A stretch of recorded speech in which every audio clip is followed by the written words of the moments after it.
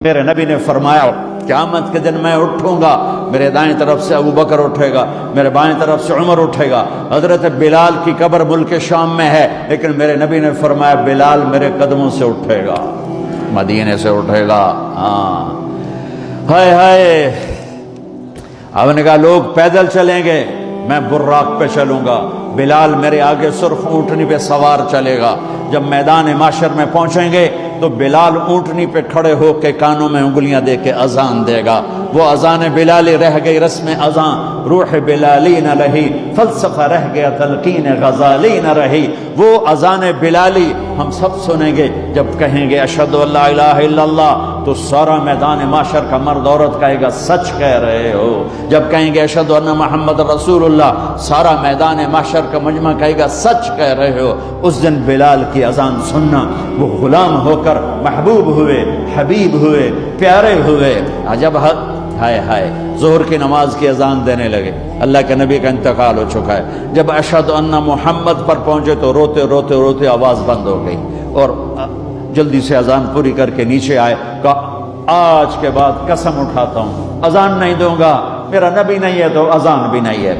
اور حضرت ابو بکر سے اجازت لے کر جب وہ خلیفہ بن گئے، جہاد پہ چلے گئے، 6 مہینے تک آئے نہیں۔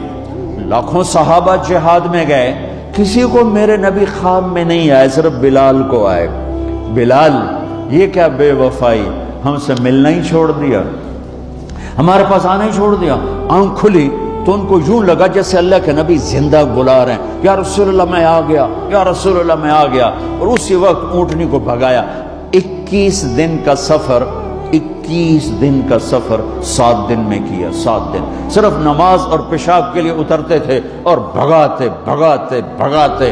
8ویں دن جب مدینے میں پہنچے تو آتے شور مچایا، یا رسول اللہ میں آ گیا، یا رسول اللہ میں آ گیا۔ ان کے ذہن سے نکل گیا کہ آپ تو دنیا سے جا چکے ہیں۔ جب مسجد کے قریب پہنچے تو پھر تڑپ اٹھے اور چیخنے لگے کہ آپ تو ہیں ہی نہیں۔ پھر گئے سیدھے قبر پہ جا کے یوں قبر کو لپٹ گئے، یا رسول اللہ میں تو آ گیا ہوں، آپ کہاں ہیں؟ یا رسول اللہ میں تو آ گیا ہوں، آپ کہاں ہیں؟ یا رسول اللہ میں تو آ گیا ہوں، آپ کہاں ہیں؟ بے قراری میں روئے جا رہے، میں تو آ گیا ہوں، آپ کہاں ہیں؟ میں تو آ گیا ہوں، آپ کہاں ہیں؟ نماز کا وقت داخل ہو گیا۔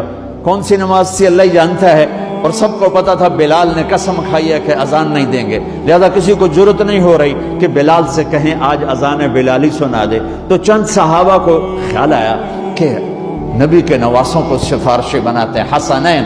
آپ نے فرمایا میری آنکھوں کی ٹھنڈک حسن اور حسین، میرے جنت کے پھول حسن اور حسین۔ آپ ان دونوں کو اٹھاتے اور دونوں کو سینے سے لگاتے اور کہتے ہیں اللہ میں ان سے پیار کرتا ہوں، تو بھی ان سے پیار فرما، اور جو ان سے پیار کرے ان سے بھی پیار فرما، اور جو ان سے بغض رکھیں ان سے بغض رکھ، جو ان سے نفرت کریں ان سے نفرت کر، جو ان سے پیار کریں ان سے پیار کر۔ صحابہ آئے بچوں کے پاس، حسن حسین، کہ بچوں آج کسی کی نہیں چلے گی، تم بلال سے کہو اذان دے۔ تو یہ دونوں ننھے منھے بھائی، حسن 7 سال کے، حسین 6 سال کے، 10 مہینے کا فرق تھا دونوں بھائیوں۔ چچا ایک درخواست، کہ میرے ماں باپ آپ پہ قربان، آپ درخواست کیوں کہہ رہے ہیں؟ آپ امر کریں، آپ حکم کریں۔ کہنے لگے جیسے آپ ہمارے نانا کے لیے اذان دیتے تھے آج ہمارے لیے دے دو۔ تو ایک دم وہ رونے لگے بلال، کہا ہے میرے بچوں میں نے قسم اٹھائی تھی کہ میں اللہ کے نبی کے بعد کبھی اذان نہیں دوں گا، لیکن تم پہ تو ہزاروں قسمیں قربان ہیں، میں اپنی قسم توڑتا ہوں اور اذان دیتا ہوں۔ جب وہ چڑھنے لگے اس بی بی کے گھر، قریب ایک انصاری عورت کا گھر تھا جس کی چھت پہ چڑھ کے اذان دیا کرتے تھے، تو سانس رک گئے سب کے، آنکھیں پھٹ گئیں، اور وہ یوں منظر دیکھ رہے کہ آج بلال تو ہے، محمد مصطفیٰ نہیں ہے۔ آج اذان بلالی تو ہوگی لیکن محمد مصطفیٰ کی جھلک نہ ہوگی۔ جب ان کانوں میں انگلیاں، جب انہوں نے اللہ اکبر کہا